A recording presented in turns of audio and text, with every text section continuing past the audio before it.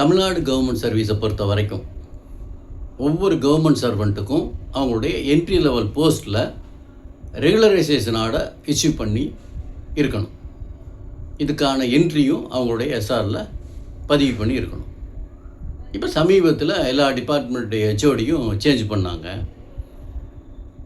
இப்போ அந்த மாதிரி ஒரு டிபார்ட்மெண்ட்டில் ஒரு ஹெச்ஓடி ஜாயின் பண்ணுறாரு. அவர் ஜாயின் பண்ணி 2 நாள் கழித்து அவருக்கு செக்ஷன்லேருந்து ஒரு ஃபைலை சப்மிட் பண்ணுறாங்க.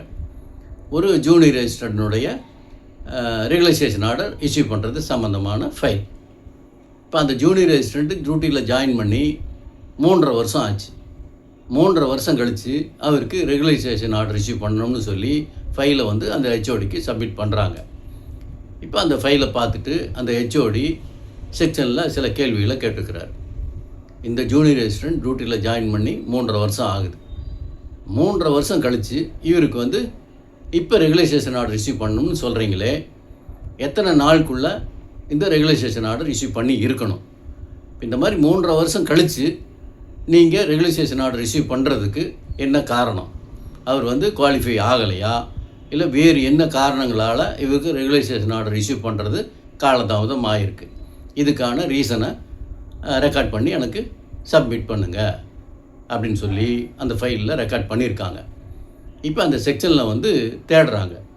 ரெகுலைசேஷன் ஆர்டர் எத்தனை நாளில் இஷ்யூ பண்ணணும் அப்படிங்கிறதுக்கு அத்தாரிட்டி தேடுறாங்க. ஜியோ இருக்கா, ரூல் இருக்கா அப்படின்னு சொல்லி தேடிக்கிட்டு இருக்கிறாங்க. இப்போ எங்கேயுமே ஒரு ரெகுலைசேஷன் ஆர்டர் ஒரு கவர்மெண்ட் சர்வெண்ட்டுக்கு எத்தனை நாளுக்குள்ளே இஷ்யூ பண்ணணும் அப்படின்னு எங்கேயும் வரைமுறை செய்யப்படவில்லை. Tamil Nadu government servants conditions of service ஆக்டில் செக்ஷன் 28 மட்டும்தான் சொல்லியிருப்பாங்க. கமென்ஸ்மெண்ட் ஆஃப் ப்ரொபேஷன் அப்படின்னு சொல்லியிருப்பாங்க. அதில் கூட ஒரு ரெகுலைசேஷன் ஆர்டர் 1 வருஷம் கழித்து தான் பண்ணணும் அப்படிங்கிற மாதிரிலாம் எங்கேயும் சொல்லியிருக்க மாட்டாங்க. அதில் என்ன சொல்லியிருப்பாங்கன்னு சொன்னால், ஒரு கவர்மெண்ட் சர்வெண்ட் என்றைக்கு டியூட்டியில் ஜாயின் பண்ணாரோ அந்த தேதியிலிருந்து அவருக்கு ப்ரொபேஷன் கமென்ஸ்மெண்ட் ஆகும் அப்படிங்கிற மாதிரி தான் சொல்லியிருப்பாங்க. இப்போ அதை தான் நம்ம ரெகுலைசேஷனாக எடுத்துக்கணும். பட் இந்த கேஸை பொறுத்த வரைக்கும் ஒரு ஜூனியர் ரெஜிஸ்ட்ரண்ட் டியூட்டியில் ஜாயின் பண்ணி 3.5 வருஷம் கழித்து ரெகுலைசேஷன் ஆர்டருக்கு ஃபைலை சப்மிட் பண்ணியிருக்கிறாங்க. இந்த காலதாமதத்துக்கு என்ன காரணம் அப்படிங்கிறத இப்போ அவங்க ரெக்கார்ட் பண்ணக்கூடிய ஒரு நிர்பந்தத்துக்கு ஆளாயிருக்காங்க. இப்போ சரியான காரணம் சொல்லலான்னு சொன்னால் அவங்க மேலே ஒழுங்கு நடவடிக்கை எடுப்பதற்கான வாய்ப்பும் இருக்குது.